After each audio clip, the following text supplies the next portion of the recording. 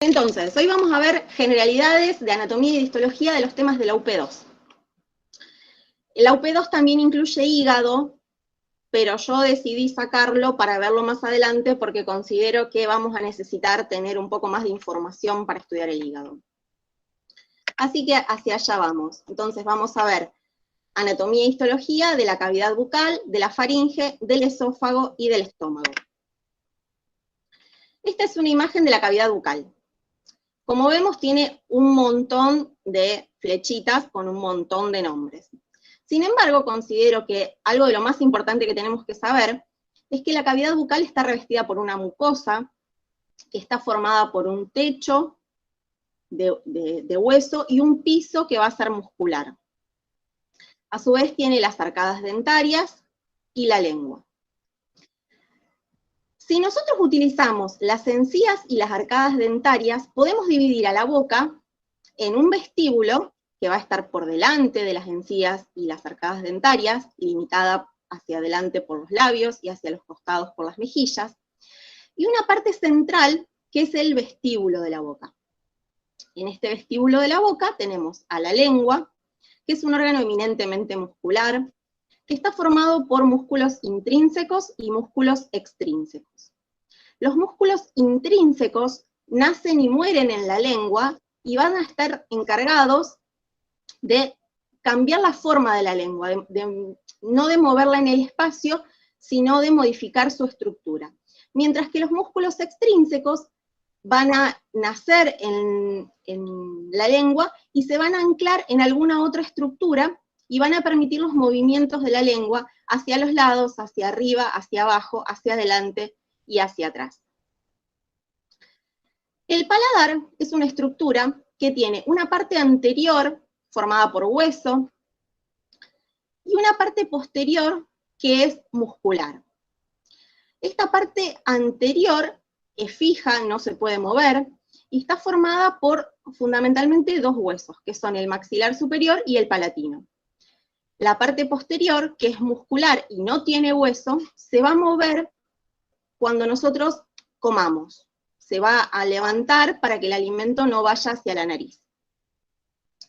Los límites de la boca son hacia adelante los labios, hacia los costados la mucosa yugal, que es la parte de adentro de las mejillas, y hacia atrás por las fauces. Algo que no dije del paladar blando es que hacia el centro tiene una estructura que se llama úvula o campanilla, que también va a intervenir en la deglución. De la úvula hacia los costados salen pilares. Esos pilares, que se llaman arco palatofaringio y arco palatogloso, van a delimitar un espacio que va a contener las amígdalas. Las amígdalas son estructuras de tejido linfoide, que como ya sabemos, el tejido linfoide está relacionado con la inmunidad o con la defensa. La lengua en su estructura, en su mucosa, tiene una serie de corpúsculos que se llaman papilas gustativas, que nos van a permitir sentir los sabores. Algunos libros como que dividen a la lengua en sectores y dicen que en un sector hay papilas gustativas para el sabor dulce, para el sabor salado. Otros libros dicen que está desparramada por toda la lengua. En fin, la lengua tiene corpúsculos gustativos o papilas gustativas que nos permiten sentir el sabor.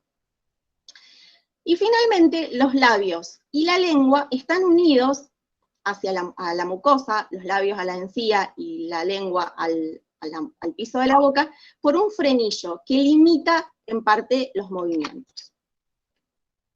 La boca es como demasiado, tiene mucha información. Y hacia atrás termina en las fauces, o lo que llamamos comúnmente garganta. Para que podamos comer, necesitamos la producción de saliva. Existen glándulas salivales mayores y menores. Las glándulas menores se encuentran distribuidas en toda la boca, en el paladar, en los labios, en la lengua. Y también existen glándulas mayores, que son a las que hacemos referencia cuando hablamos de glándulas salivales. Son tres pares, y son las glándulas parótidas, la submaxilar y la sublingual. La parótida es la más grande de ellas, y se encuentra por delante del oído, acompañando la rama ascendente del maxilar inferior. y mediante un conducto va a desembocar y va a mandar la producción de saliva hacia la cavidad bucal. También tenemos glándulas submaxilares y sublinguales que se encuentran en el piso de la boca. Estas glándulas tienen una producción de saliva que se llama mixta, porque tienen acinos serosos y acinos mucosos. En esta imagen que vemos acá, de una glándula salival, vemos los acinos serosos bien pintados de rojo o de fucsia, mientras que los acinos serosos, bien pintados de fucsia, mientras que los acinos mucosos se los ve un poco más claros. Esta es una tinción con hematoxilina eosina. Algo también muy importante de la boca es la articulación temporomandibular. Para que nosotros podamos comer y podamos hablar, necesitamos que la boca se abra y se cierre. Esto es posible gracias a esta articulación, que se dice que es una doble bicondilia. Si nosotros vemos, el maxilar inferior tiene una rama horizontal y una rama ascendente o vertical. Esta rama ascendente tiene dos cóndilos, que se van a articular con unas fosas que se encuentran en el hueso temporal, que en esta imagen está pintada de color rosa. Entonces, es bicondilia porque tiene dos cóndilos, y es doble porque tenemos una articulación temporomandibular derecha y una articulación temporomandibular izquierda, que necesitan trabajar de forma conjunta para que el movimiento de la boca se pueda hacer. Es la única articulación que tenemos en nuestro cuerpo que tiene esta particularidad, digamos. Nosotros tenemos dos codos, pero podemos mover uno sí y otro no. Pero no podemos mover solo la articulación temporomandibular derecha y no mover la izquierda. Por eso se dice que es doble. La articulación esta es una articulación sinovial que está cubierta por una cápsula, reforzada por ligamentos, y por supuesto tiene una serie de músculos que la mueven, que son los músculos masticadores. Vuelvo a la imagen que mostré al principio, para recordar que habíamos dicho que el límite posterior de la garganta eran las fauces. Si nosotros vamos un poquito más atrás, nos encontramos con la faringe. Acá vemos un corte sagital, esto es anterior, esto es posterior, y vemos que toda esta estructura que está pintada de color rosa es lo que se llama faringe. Y la faringe tiene una particularidad, es un órgano compartido por dos aparatos, por el aparato respiratorio y por el aparato digestivo. Si vemos, tiene una parte que se llama nasofaringe o rinofaringe, que está en relación con las fosas nasales, una parte que se llama bucofaringe u orofaringe, que está en relación con el aparato digestivo, y una parte inferior o distal que se llama laringofaringe y está en relación con la laringe. Tanto la nasofaringe como la laringofaringe las vamos a estudiar el año que viene en Trabajo y Tiempo Libre porque están relacionadas con el aparato respiratorio. La bucofaringe es la parte que nos compete ahora en nutrición porque está relacionada directamente con la cavidad bucal. Se encuentra por detrás de la boca, esta es la lengua, como vemos una estructura re grande, y por detrás se encuentra este espacio que se denomina faringe, que es un órgano eminentemente muscular y tiene la particularidad que si nosotros hacemos un corte a este nivel, vamos a ver una estructura así, como en U. No tiene cara anterior, porque la cara anterior vendría a cerrar este espacio y no es lo que nosotros queremos que este espacio esté abierto. ¿Se va entendiendo? Sí. Perfecto. Sí. Buenísimo. Entonces, en esta imagen vemos la boca, la faringe y el esófago. Como vemos, el esófago es una estructura que continúa a la faringe y la une con el estómago. El esófago es un órgano también muscular que normalmente está colapsado, está cerrado en sentido anteroposterior, y se va a abrir solamente cuando pase el alimento. Se dice que tiene una longitud aproximadamente de 25 centímetros, eso dependerá obviamente de la altura de la persona, no va a tener la misma distancia o la misma longitud en un niño que en un adulto, pero dicen los libros alrededor de 25 centímetros, y está aplicado sobre la columna vertebral, o sea, es un órgano bien posterior, que va desde arriba hacia abajo y desde la derecha levemente hacia la izquierda, para encontrarse con el estómago. Si nosotros hacemos un corte axial, vamos a ver la estructura histológica del esófago, acá está la luz del esófago, o sea, el lugar por donde va a pasar el alimento, que se continúa con una mucosa. La mucosa tiene una parte de epitelio estratificado, que se continúa hacia abajo con una lámina propia de tejido conectivo. Como sabemos, el epitelio es un tejido avascular que necesita siempre un tejido conectivo por debajo que la nutra, que le dé la sangre que necesita para poder trabajar y vivir. Y finalmente una muscular de la mucosa. A estas tres estructuras se las engloba dentro de la mucosa. Luego se continúa una submucosa de tejido conectivo y una zona muscular muy amplia, como podemos ver en esta imagen, representada por dos franjas o dos regiones. Una capa circular, que es interna, y una capa longitudinal, que es externa. Toda esta capa es la capa muscular. Y finalmente tenemos una adventicia, que es un tejido conectivo que la va a recubrir y va a rodear a todo el esófago. Ahora me voy a salir un ratito del aparato digestivo, del tubo digestivo, para mostrarles algo que lo vamos a aprender ahora y lo vamos a usar por el resto de nuestra vida médica, que es la división topográfica del abdomen. Mediante 4 líneas es posible dividir al abdomen en 9 cuadrantes, que son estos que están mostrados acá. Una línea, las líneas verticales van a ser la línea hemiclavicular, o sea, si tomamos la clavícula, la dividimos por la mitad y a partir de ahí trazamos una línea vertical hasta donde llegue, y otra, de los dos lados, ¿no? Y la otra línea va a pasar por el reborde costal inferior. Las costillas hacen como una formita medio así, como de montañita. Si tomamos la parte más inferior de la costilla, de lado a lado, trazamos una línea, y la otra línea se va a trazar entre las espinas ilíacas anterosuperiores que habíamos estudiado en crecimiento y desarrollo. De esta forma quedan divididos 9 cuadrantes. ¿Por qué es importante esto?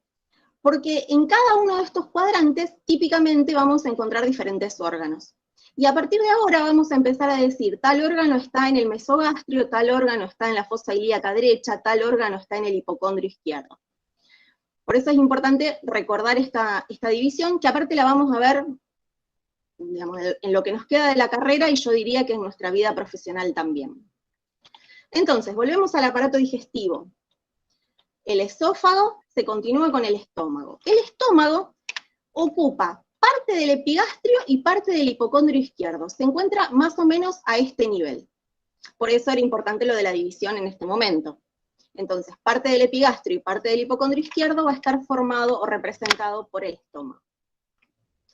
El estómago puede definirse como un ensanchamiento del tubo digestivo.